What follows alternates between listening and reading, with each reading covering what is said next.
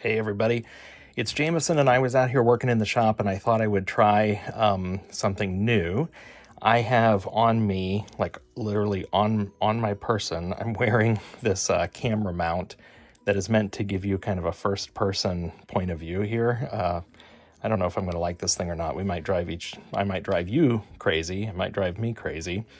But I decided to wear this because I bought something and I thought you might like to see it. So I bought a used flat lap, which is sitting in my kiln, but it is the Crystal Master Pro 12. They don't make this anymore, but I found it used on Facebook Marketplace at a crazy steal of a deal, and so I immediately offered to make a deposit and go pick it up because it was local to me, and so now it is mine, and it's sitting in here. And it came with the machine, obviously. There's a 120 grit disc that's on here, and then it also had a 600, a 400, and there's a felt polishing pad. These are a magnetic back, and super cool. Now, here's why I decided to film a video. If you don't own this thing, you probably don't care, but you might just find it interesting to follow along. There's this water feed tube, or flexible water tube here, and they said that when they were moving it, they wanted to take this off so that they didn't damage this, and then in doing so there was a nut or something that fell down inside the machine, and so I'm gonna see if I can retrieve it, and I've never done this before. So my assumption is if I flip that machine over on its side, that you can take the bottom off, and we're going to see if we can retrieve that. So I am going to get started and just thought you might want to follow along. Now, this has a brush in it. Looks like this brush just lifts out. One of the things I don't know that I'm going to like about this camera is that it is literally right under my nose and mouth. So I just think, oh, good. Safety instruction. Oh, no, that's for something completely different. Anyway, it's right under my nose and mouth, so I think you're going to hear me breathing like I'm laboring or something, but we'll see. Maybe it won't be that bad. So there's also a drain hose here. So what happens is this clearly needs to be cleaned out, but the water collects in here, goes down, and then comes out the drain hose. And so the idea is that you have, 5-gallon bucket or something, and you have, well, 2 of them, one with clean water, put maybe a submersible aquarium pump in it, and draw that water up to feed your working mechanism here, and then it'll drain and come out. So this drain hose is on here. And this thing is a little bit of a beast. It's not light. So bringing it over here. So here on the back is where the access, or where they took those screws off, and then the nut fell down below. So I think what I'm going to need to do is be able to flip this thing over on its head.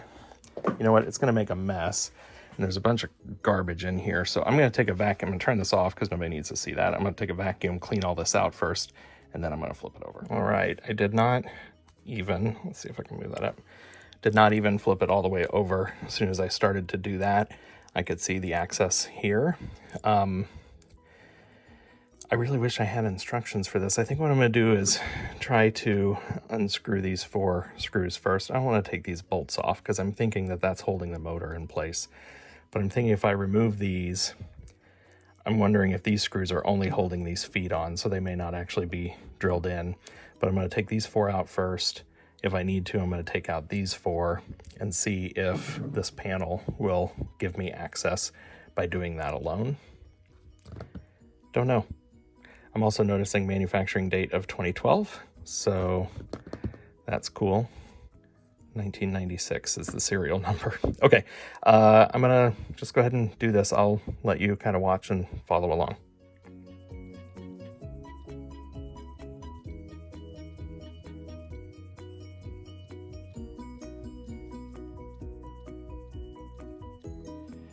All right, so I'm sweaty, kind of a mess.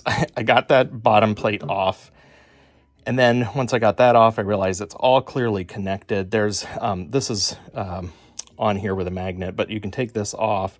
Then there were nuts here that you use an Allen wrench. And I think if you took that top piece off, then this whole casing would lift off. Here's the thing, I don't care that much. I mean, I can figure out a different way to attach this or even not attach it. Like I can frankly just clamp it above my workstation and not even have to have it attached to this at all. The risk of, because I turned this thing on and tested it and this baby hums and it's so smooth and I just don't want to jack up any of that. It's balanced, right? And so I don't want to mess that up. So it's just not worth it to me. So, that's the end of this video. I guess it was something of an unboxing video. I'm not actually going to fix or solve the problem. But again, I can find, a different way to adhere this to the side here if it's really important to me. And I may pursue an idea for that. But if not, honestly, I can just, clamp this on the workbench, kind of above where I'm working or something, and it'll be just fine that way as well. So, okay, one more word about this. Yes, this is a nice 12-inch flat lap. I'm super excited about it.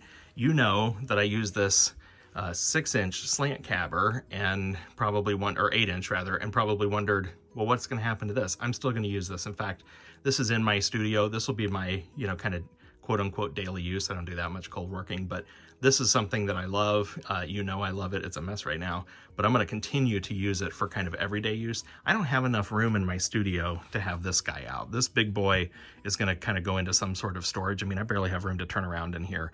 So this is only going to come out for the big jobs, for drops. I do want to do more drops this year and kind of teach myself that a little bit more. So when I'm cleaning up rims, I might use this one for something that's a little bit bigger.